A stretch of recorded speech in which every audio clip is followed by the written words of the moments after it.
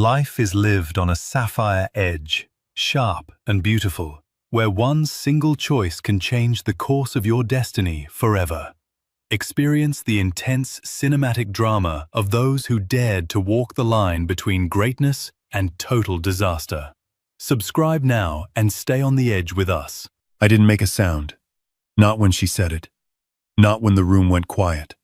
Not even when I felt every set of eyes in that banquet hall turned toward me like I was the one who had done something wrong. I just looked at her, and I smiled. That part seemed to unsettle her more than anything else could have. Before I go any further, I want you to understand something about me. I am 63 years old.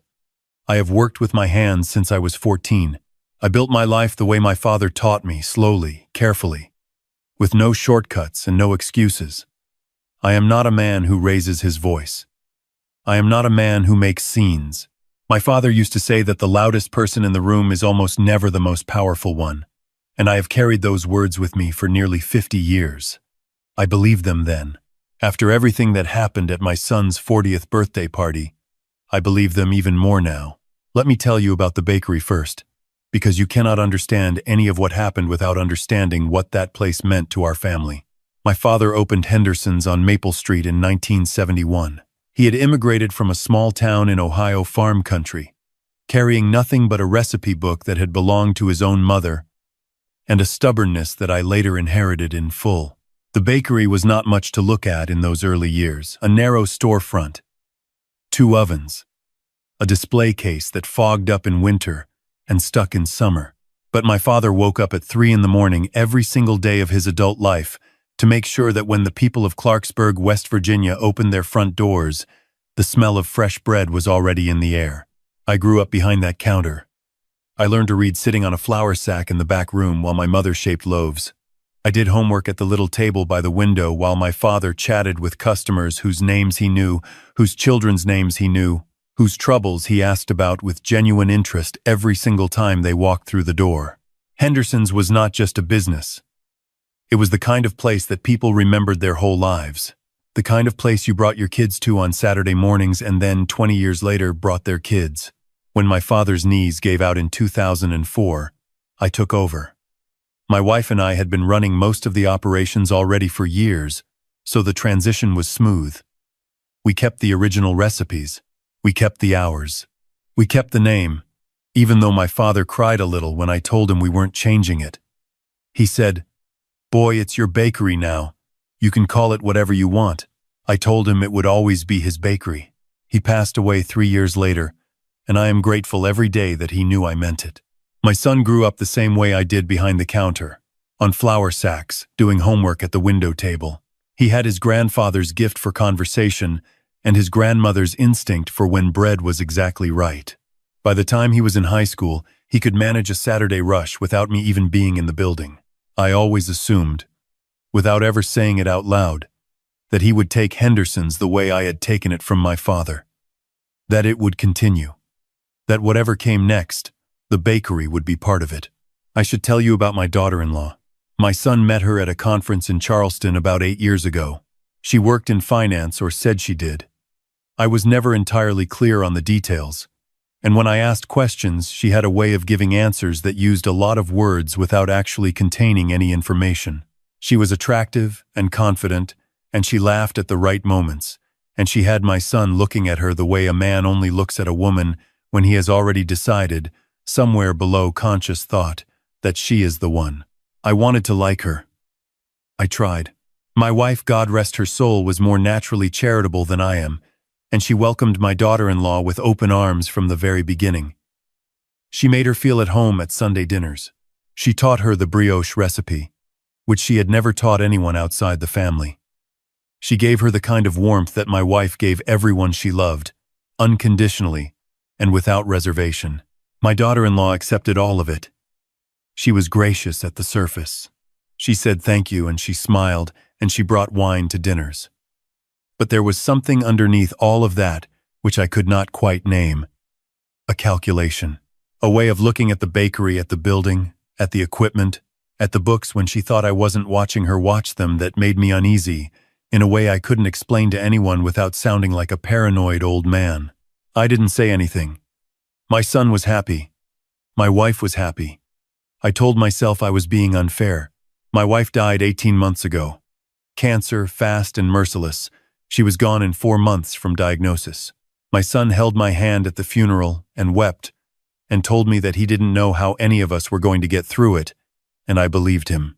I believe he meant it. Grief does strange things, though. It creates space, and sometimes the wrong things fill that space. In the months after my wife's death, my daughter-in-law began spending more time at the bakery. She said she wanted to help. She said she was worried about me managing alone. She started asking to look at the accounts. Said she had ideas about modernizing the revenue streams. Said Henderson's had untapped equity potential, her words, and they sat in my stomach like cold stones. I let her look at the accounts once, in October. I didn't let her look again after that. There were other things. Small things. Individually.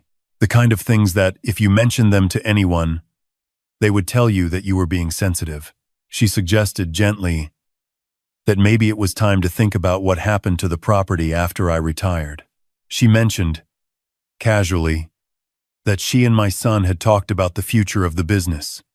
She asked me once, over dinner at their house, whether I had updated my will since my wife passed.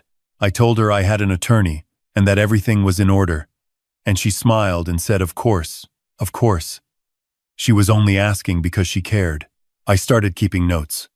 Dates, times, what was said. I am an old man, and people underestimate old men. But I have been running a business for 30 years, and I know what due diligence looks like. The party was my son's idea. He wanted to celebrate turning 40, a milestone, he said. The real beginning of adulthood. He wanted a proper event. He rented the private room at the Riverside Inn, which holds about 80 people.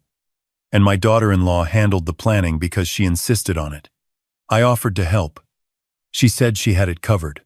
Looking back, I understand why she wanted control of the guest list and the seating chart. The night was a Friday in late March. The room was filled with my son's friends, his colleagues, some family cousins, my brother and his wife who had driven from Pittsburgh, my son's old college roommate who flew in from Denver. There was a band. There was an open bar. There were centerpieces that must have cost more than we charged for bread in an entire week, which I thought about and then decided not to think about anymore. I sat at the family table near the front. My daughter-in-law had seated me there. I sat between my brother and my son's college roommate, and I was having a genuinely good time. My son looked happy. He came and hugged me twice before dinner and told me he was glad I was there. And both times he said it, I could see he meant it. Whatever had been pulling at me for months eased, just a little. I thought, maybe I had been wrong. Maybe the grieving had made me suspicious and small. Maybe the evening would be exactly what it appeared to be. Dinner ended. The cake came out. My son blew out the candles and looked embarrassed and grateful and young. The way men his age do at moments like that, when they are briefly not yet what they are becoming. People applauded. The band started up again softly. Then my daughter-in-law stood up. She tapped her glass. She had clearly been drinking, though not enough to excuse what came next. She thanked everyone for coming. She talked about how much the last 8 years had meant to her. She talked about my son, his kindness, his patience, his ambition. She talked about the future they were building together. And then she turned to me. She said, with the whole room watching, that she and my son had been discussing something very important. She said that Henderson's Bakery had been a foundation for our family for 50 years and that they wanted to honor that legacy by taking it to the next level. She said they had investors interested. She said the Maple Street location alone was worth more as commercial real estate than anyone had fully realized. She said that the responsible thing, the loving thing, the thing that would truly honor my wife's memory, was for me to sign the business over to them now, while I was still alive to see what it became. She said, "We've had the paperwork drawn up. It's ready tonight if you'd like to do this as a family." She reached into the clutch bag on the back of her chair and placed a folded document on the table in front of me. 80 people were looking at me. My brother had gone very still beside me. My son's college roommate, who I had known since the boys were 20, put his fork down. I looked at my son. He was not looking at me. He was looking at the tablecloth. I looked at my daughter-in-law. She was smiling the way people smile when they believe they have already won. Confident, expectant, a little triumphant. She had timed it perfectly. She thought the emotions of the evening, the alcohol, the audience, the paperwork already drafted and sitting right there in front of me. She had calculated that an old man, soft with grief and sentiment and the warmth of a good party, would not make a scene in front of 80 people. She had miscalculated. I did not touch the document. I did not raise my voice. I folded my hands on the table the way my father used to fold his hands when he was about to say something he had thought about carefully, and I said, clearly enough for the people nearby to hear without me needing to project, "No. And I want you to think very carefully before you say anything else tonight." The smile didn't leave her face, but something behind it shifted. She said, "Dad, she called me Dad when she wanted something. This is not the place to be stubborn. We have your best interests in mind. The bakery is too much for one person to manage." I said, "I have managed it for 30 years, and I will continue to manage it for as long as I choose." She said the words I had been waiting without knowing it to hear her say out loud in front of witnesses. She said, "You don't have a choice. We've already been in contact with the county assessor's office about the property valuation. If you won't do this voluntarily, we can pursue other options. Think about what that would mean for the family name." There it was. 80 people heard that. My brother heard it. My son's college roommate heard it. 3 of my son's co-workers heard it. My son, finally, raised his head and looked at his wife with an expression I had not seen on his face before. A kind of slow, dawning recognition, the look of a man who is watching 2 different pictures of his life overlap and realizing they do not match. I stood up. I straightened my jacket. I picked up the document she had placed in front of me, and I folded it once, neatly, and handed it back to her without a word. I took my phone from my inside pocket. I looked at her one more time. I said, "I hope you enjoy the rest of the party." Then I walked out. The lobby of the Riverside Inn has a bench near the window that looks out over the parking lot. I sat there. I called my attorney. He is 71 years old, and I have known him since we were both young men making our way in this town. And when he answered, he could tell from my voice that I was not calling to chat.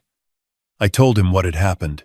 I told him about the paperwork, about the contact with the assessor's office, about the months of pressure and documentation I had been keeping. I told him about the accounts she had accessed in October. He was quiet for a moment. Then he said, "I'll make some calls in the morning. Don't sign anything.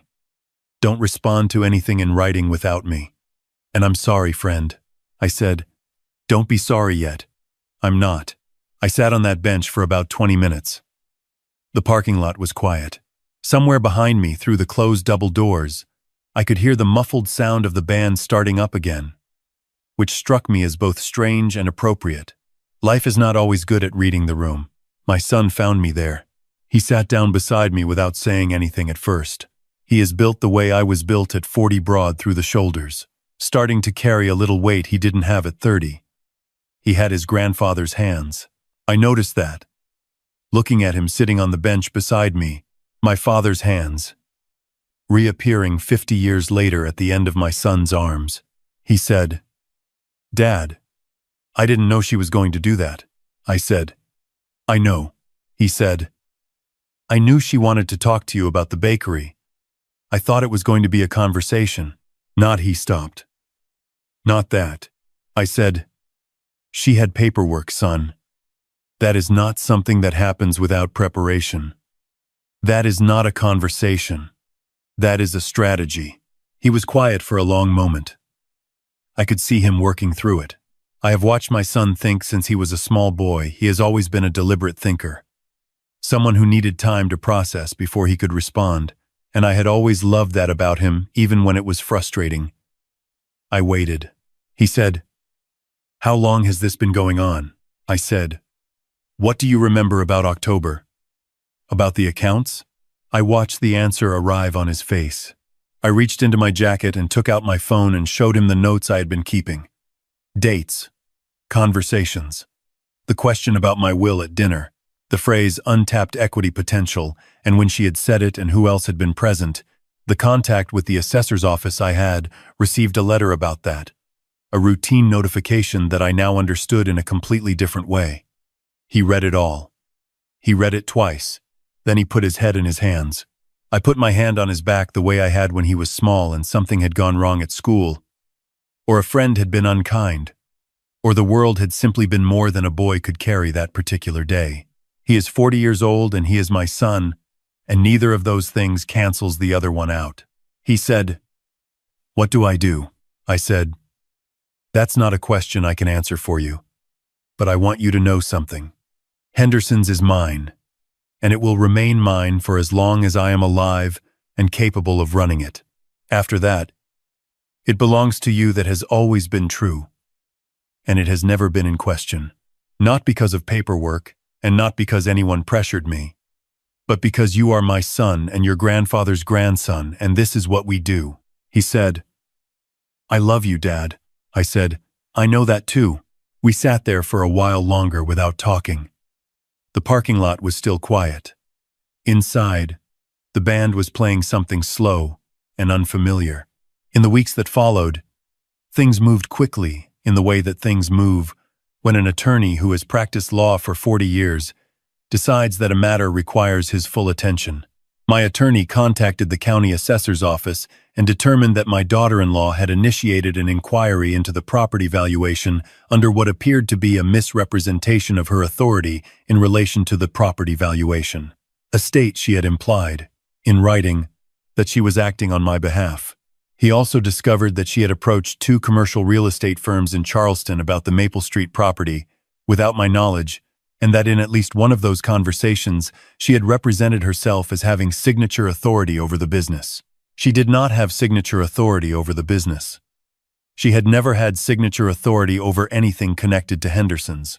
The accounts she had accessed in October had been accessed using my son's login credentials, which he had given her for reasons I did not ask about, and he did not offer to explain.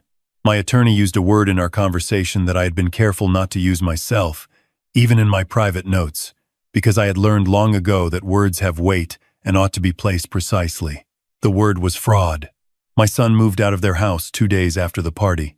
He stayed with my brother for a week and then found an apartment. He called me every day during those first weeks, sometimes just to talk about nothing, about the bakery or the weather or a movie he had seen, and I understood that what he was really doing was making sure I was still there. I was still there. I answered every time. My daughter-in-law's attorney sent a letter to my attorney, suggesting that what had happened at the party was a misunderstanding, an enthusiastic presentation of a genuine financial proposal, and that the family would be best served by a calm and private discussion about Henderson's future. My attorney responded in the thorough and systematic way that he responds to things he finds professionally offensive, and I will leave it at that. She did not send another letter. The divorce was not my decision to weigh in on, and I did not weigh in on it. I told my son once when he asked me directly whether I thought he should go through with it, that I thought he should do whatever allowed him to look at himself clearly in the mirror every morning for the rest of his life, and that I would support him either way. He looked at me for a long time when I said that. Then he nodded. He was back at the bakery by April. Not running things, I am still running things. I want to be clear about that, because there is a difference between including someone and handing over the keys, and I now think about that difference more carefully than I used to. But he was there. He relearned how to shape the sourdough loaves the right way. He started taking the 3 a.m. mornings again, the way he had as a teenager, and I noticed that he did it without complaining, which told me something important about where his head was. There is a photograph on the wall behind the display case. It has been there my entire life. My father, young and dark-haired, standing in front of the original storefront on Maple Street. He is holding a loaf of bread and squinting into the sun and smiling the smile of someone who has no idea yet what is coming but has decided, somewhere below conscious thought, that they are ready for it anyway. I have looked at that photograph every day for 40 years. I have had conversations with it in my head, the way you do with people you loved who are no longer there to answer. I looked at it one morning in May, about 6 weeks after the party, While my son was in the back shaping the morning's first round of loaves, I could hear him moving back there. The familiar sounds, the slap of dough on the board, the creak of the old shelving, the low sound he makes when he is concentrating, the same sound he made as a child doing his homework at the window table. I thought about my father. I thought about what he had built and what he had asked of me in building it, which was not anything formal or dramatic, but simply to be worthy of it, to keep showing up, to put the bread in the oven at the right time, and to know, without anyone having to tell you, when it was done. I thought about the evening at the Riverside Inn, the document on the table, my daughter-in-law's smile. The moment I stood up and straightened my jacket and handed the papers back to her and walked out into the quiet lobby with nothing but my phone and my father's voice in the back of my head, telling me that the loudest person in the room is almost never the most powerful one. I thought, he was right. He was right about that, and about most things. And I miss him every day, and I hope that somewhere he knows that his bakery is still standing and that his grandson is in the back room at 5 o'clock in the morning, making the same bread that fed this town for 50 years. I put my coffee down, and I walked to the back, and I stood in the doorway, and I watched my son work for a moment without him knowing I was there. He had flour on his forearms. His hands moved the way our hands move, my hands, my father's hands, the hands that learned this from the same source and carry it the same way. He looked up and saw me and said, "Morning." I said, "Morning. You shaped the last batch a little tight." He said, "I know. I was going to adjust." I said, "Good," and I went back to open the front door for the day. I want to say one more thing, and then I am done. People ask me sometimes, though not as many people know the full story as you might expect, because small towns are better at keeping secrets than they are given credit for. They ask me whether I am angry, whether I feel, looking back, that I should have done something differently, whether I regret not confronting my daughter-in-law sooner, not saying something harder at the party, not letting myself be louder in some way that might have felt more satisfying in the moment. I don't regret any of it. Not the silence, not the smile, not the walk to the lobby bench, not the phone call. I regret that my son went through pain. I regret the months of quiet worry and the time before the party, the notes I kept, the way I had to watch my own family, with a kind of guarded attention that does not come naturally to me and that I would not choose. I regret that my wife was not there to see how it resolved, though I think she would have found the ending exactly right. She had a talent for that, for recognizing when a story ended the way it was supposed to. But angry? No. Anger would have required me to give my daughter-in-law something I was not willing to give her. Anger would have made me the loud person in the room. I am a man who wakes up at 3 in the morning. I shape bread. I open the door. I smile at people who have been coming to this counter since before their children were born. I know when things are right, and I know when they are not, and when they are not, I fix them. That is all I have ever been. That is enough. Henderson's on Maple Street opens at 6 a.m. Monday through Saturday. If you come on a Thursday, we have the sourdough. My son makes it now. It is very good. It tastes, I think, the way all the best things taste, like patience, like work, like something that was always going to last.